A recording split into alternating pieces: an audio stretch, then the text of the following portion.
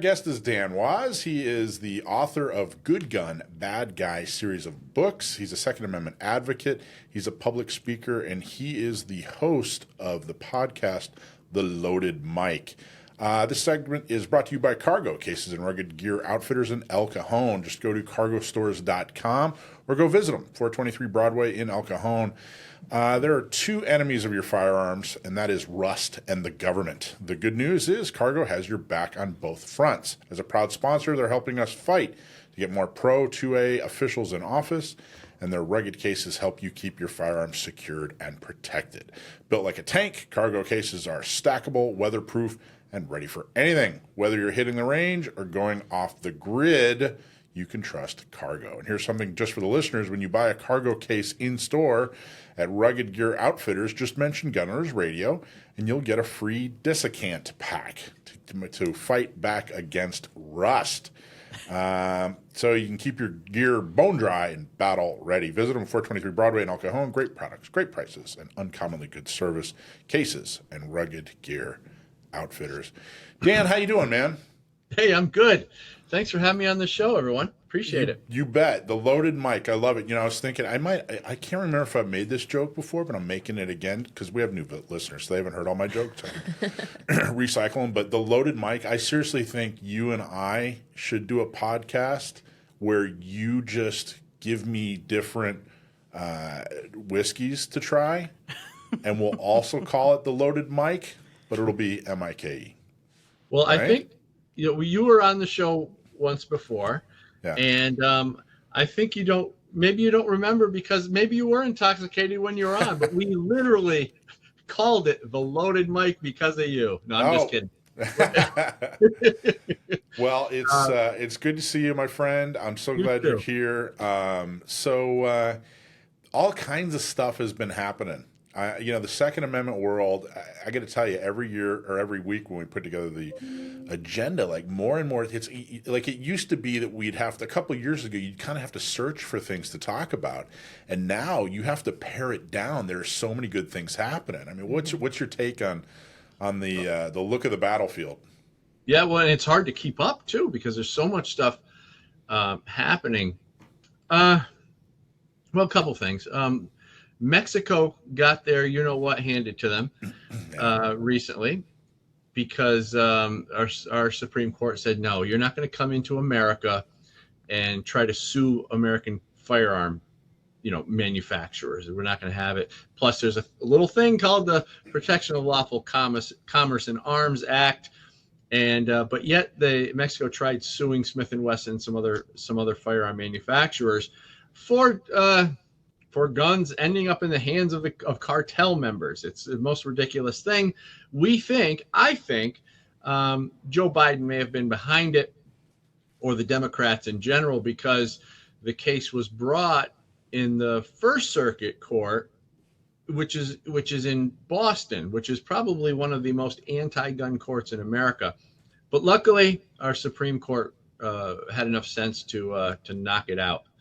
And so that was good, but there's a whole bunch of stuff. I mean, we can talk about whatever you want. Concealed Carry Improvement Improvement Act, or I'm sorry, the reciprocity. Well, let's go back before we move on from the Mexico Smith & Wesson case. Tell me a little bit more about because I've heard this in other places. I haven't really looked into it thoroughly, but Biden and the Biden administration being behind it. What kind of fingerprints have you seen or heard about that? How did they facilitate that, or how were they behind it?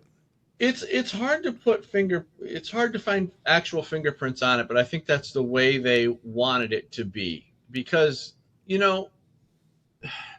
we think about how badly Democrats want to disarm their political opposition, Republicans, conservatives, gun owners in America, and we see these cases come around, and the question was, and it's really just a kind of a hypothetical. We're just trying to realize, why did Mexico all of a sudden come to Boston?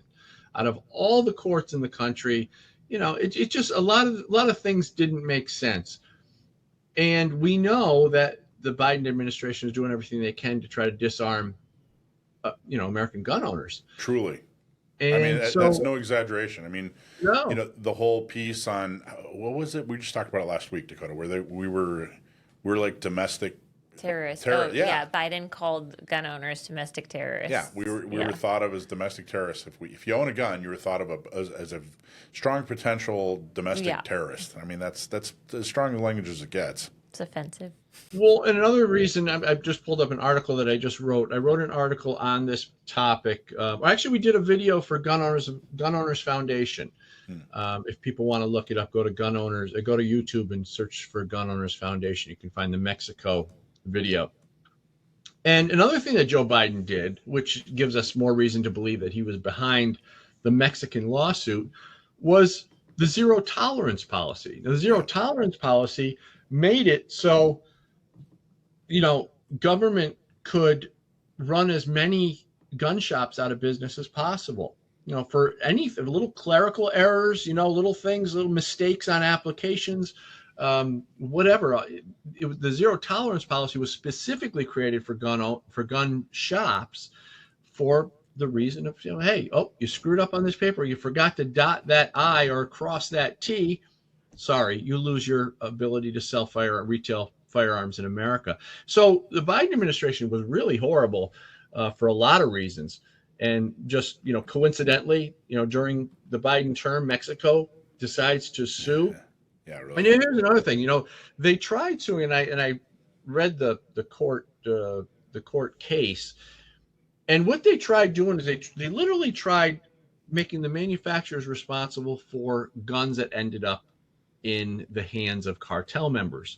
Well, what happened when a gun manufacturer creates a firearm, it usually goes through a regional distributor.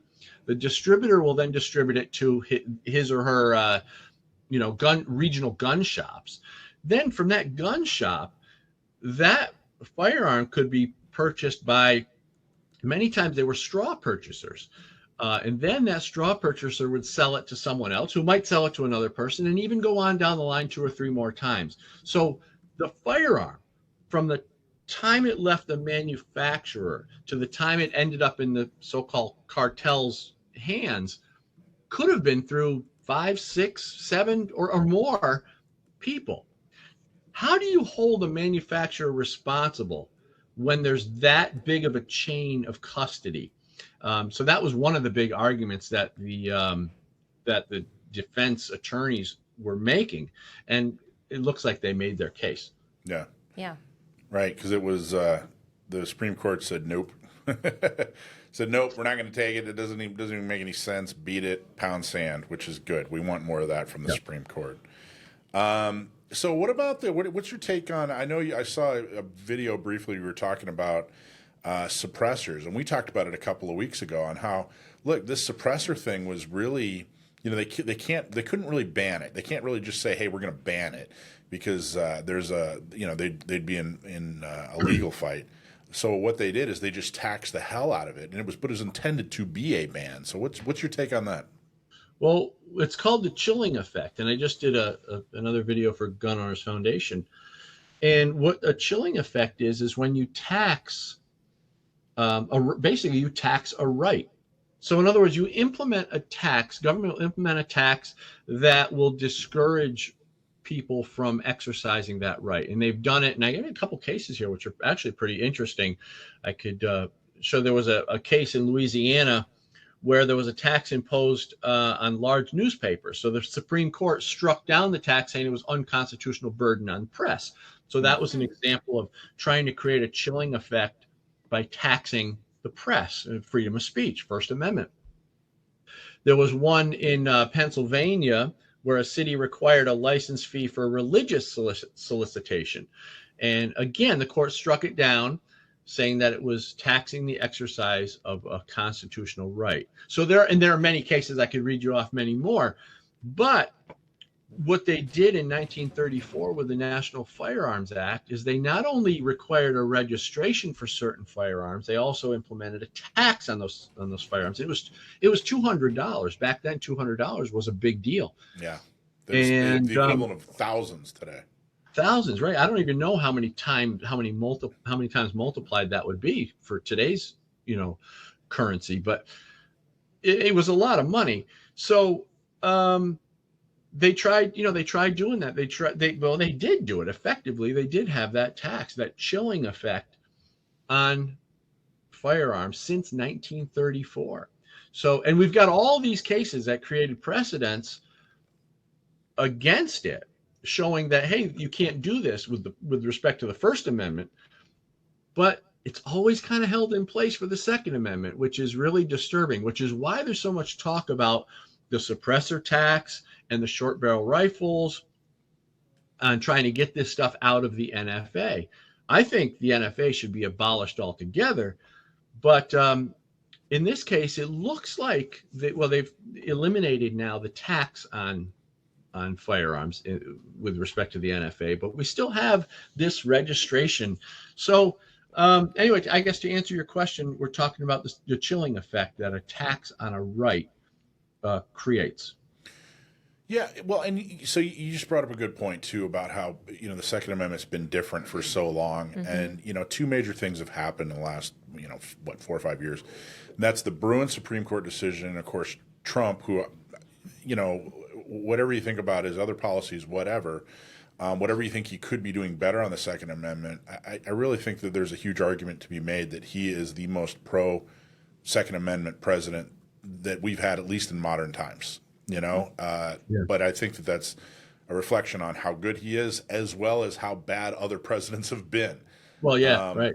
But those two things, so the Bruin decision on the Supreme Court and Trump being elected and actually focusing on Second Amendment issues, this is the opportunity truly of a lifetime for gun owners to stop being apologetic about gun ownership.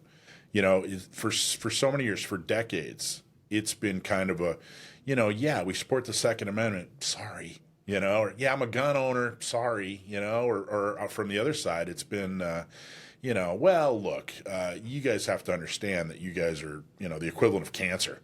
Like, we'll take a look at your proposal, but you got to understand how horrible you guys are, and I think we need to stop that. I think that needs to turn. Yeah, well, and just a little local example, I just wrote one of my congressmen with respect to the HR 38, which is the, did I get that right? Oh my gosh. Open carry, yeah. Yeah, the concealed carry reciprocity. Yeah. And the letter I got back was full of just anti-gun propaganda, placating and just all sorts of, it was awful. So what I did was I recently, just today, wrote an article. I hope it's going to be published in AmmoLand here within the next couple of days, just kind of dissecting the terminology and the propaganda that this congressman used in a letter to one of his constituents. Obviously it was a form letter and they send these out all the time, but there's no respect. I think it goes back to what you were saying. There's really no respect for gun ownership in some states. Your state, my state, especially New York and California. There's no respect. And unfortunately, I think what happens in society is that society starts to create these norms. And in California and New York, among others, guns are kind of taboo or they're kind of looked down upon. So yes, you're right. Sometimes we take on that attitude that we shouldn't take on. We should really stick it in their face and say, wait a minute, this is completely wrong. Just because, we have Democrat majorities in our state legislatures doesn't mean that the Second Amendment doesn't exist. So speaking up and really putting it back in their face is important. At least for me it is. Or maybe I just like the fight. I don't know. I do like the fight. Part of that, one of the things you talk about, and part of this is pushing back on some of the propaganda terms like assault weapon and ghost gun and that sort of thing. What's some of the things you see when it comes to the propaganda terms that they use against us? Well, the obvious one. So I'll point out a few. Obama and Hillary used weapons of war a lot. That was supposed to scare Sally's soccer mom. She doesn't know weapons of war. Oh my gosh, what are they in the cul-de-sac at the backyard barbecue? Are they going to be at the grocery store? So average people would get scared to death when they hear these terms. So weapons of war was a big one. But when Obama and Hillary started using it, it was a little over the top. I mean, it was a little ridiculous almost. So and all they're talking about is a gun. Right, exactly. They're just talking about a gun. Yeah, They're talking about something that I have in my belt every day. Yeah. But some people, anti-gun people, don't understand. They hear weapons of war and they're scared to death. Well, it got so ridiculous with that at first that they stopped using it, and they brought it back again eventually. But that's just one, and you can also talk about assault weapon. I mean, come on, give me a break. This stuff is literally created to scare the hell out of people who don't know any better. Assault weapon? Come on. Ghost gun? Really? People think, oh my God, what's scarier than ghosts? Really? Because people don't know what it is. Oh my God, a ghost gun. We got to get these ghost guns off the street. Well, wait a minute. When they're talking about ghost gun, all they're referring to is a gun that can't be tracked and traced by the government. That's normal, or at least it was during the time of our founding. But they use the term ghost gun to kind of demonize this idea that government can't track your guns, when in fact, that's the way it should be. Gun violence is the big daddy term of them all, gun violence. Well, first of all, there's no such thing as gun violence. Gun violence doesn't exist. We're talking about human violence. A gun can't act. A gun can't behave, which is what violence is. Violence is a behavior. But yet they've managed to take this terminology and shape it and twist it in a way that people, it scares them. Yeah. But I mean, think about it. You take the word gun. We all have an internal representation of what a gun is. Mine might be different from yours, but whatever. But it's all basically the same. And you take the word violence, and we all also have an internal representation of the word violence. When I say violence, you have something that pops up in your head. You know what violence is. You have a feeling for it.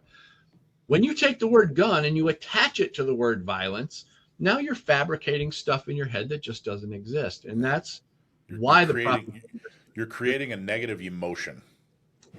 Yeah, exactly. You're creating a negative emotion. And the crazy thing about it is that you're fabricating something that never actually existed in the world. There's no such thing as guns. Guns can't be violent. Just like if I said, imagine right now in your head a purple elephant riding a unicycle, wearing a black top hat.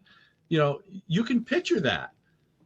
It's never existed. You've never actually seen it. But what you've done is you've fabricated it in your head because you've taken components of different things that and you put them together, and we can fabricate things. When you take the word gun and you put it along with the word violence, you can fabricate something that represents gun violence to you. It doesn't really exist, but it's enough to scare people. So That's how the propaganda works. True. Very true. Well, I mean, like you said, a lot of things are the way I've been putting it lately is a lot of things are going the right way, and I can see a light at the end of the tunnel, and I can tell it's not a train, coming down the tracks at me, which is great. I mean, there's still some bad things happening, but, it feels like it's, 2 steps forward, 1 step back. What do you think gun owners should be doing more of in 2025? What would you like to see activists doing a lot more of? Well, I'm really proud of my friends like you and several others in the Second Amendment world who are really speaking out. And I think that's what we need to keep doing. We need to really speak out, and we need to really push back on Moms Demand Action, Everytown for Gun Safety, Giffords Group, Brady, all these anti-gun lobby groups that are paid by big donors. Remember, groups like Gun Owners of America aren't paid by big donors. NRA is not paid. These are private people who pay with their membership. But the anti-gun lobby groups, they have no real support. I mean, they have some support, but it's not much, and it's waning. It's getting smaller and smaller as the years go by. So they have to rely on big donors, Michael Bloomberg, people like that. We need to push back hard and keep showing them that they're wrong and that they don't have the audience that they pretend to have. I'll tell you, the best example of that was when they had the after the David, basically when the way David Hogg got famous. Exactly, that's a perfect example. Yeah. A week after that horrible incident happened, they had this huge show in Washington D.C., like a rally and a stage and everything. And I think a lot of people just kind of got past them that this was clearly a well organized and extremely well funded event. And I've put events together before. Yeah. And I looked at it and said, that's $500,000. That didn't come together overnight. Yeah. The stage and the cameras and the lighting and the people and all that stuff, that that somehow in a week or two, they just brought they stuff spent they had a at home. lot of money. Yeah, they just came up with $500,000. I'm like, how in the heck? So you see it all the time. It really is a top-down, rich person's game to ban guns. Mm-hmm. Whereas pro-gun organizations, like you said, we're a couple of bucks here and a couple of bucks there. But fortunately, there's enough people that are motivated to do a little, so that carry a cup of water, so no one has to carry a bucket. I wish there were more. It's still a small percentage of gun owners that are really, truly stepping up and chipping in. But, well, Dan, I can't tell you how much I appreciate you. Can't tell you how much I appreciate your show. I look forward to being on your show again, and we'll chew the fat and talk about guns. And like I said, I'm so happy at the way things are going. And I think the thanks is to every gun owner out there who steps up and says, "Hey, I'm not going to take it anymore. I'm not just going to, lay down and let this happen. I'm going to stand up. It's important to me. It's a civil right, and I think it's great." Yeah, it's important for our kids and our grandkids and future generations. I don't want my grandkids to say, there was a time, when we used to actually be able to own guns so we could defend ourselves. But, my grandfather or my great grandfather, he didn't defend it, and we lost that. I don't want to be responsible for that sort of thing. So I'm going to fight as long as I can. And I know you are too. And that's what we need. That's what we need to keep doing, because we can defeat these people. They're the bad guys, and guns are not dangerous. Guns are good. Amen. How do people find the Loaded Mic? LoadedMic.com. That's MIC, like microphone. LoadedMic.com, and you can also go to GoodGunBadGuy.com. GoodGunBadGuy.com. That's my website. You can find all my stuff. Thanks, Dan. Appreciate you, Thank you joining us. Hey, thanks for watching Gun Owners Radio. I hope you loved that clip. Don't forget to like, subscribe, comment, and follow us on social media, and check out our website at gunownersradio.com.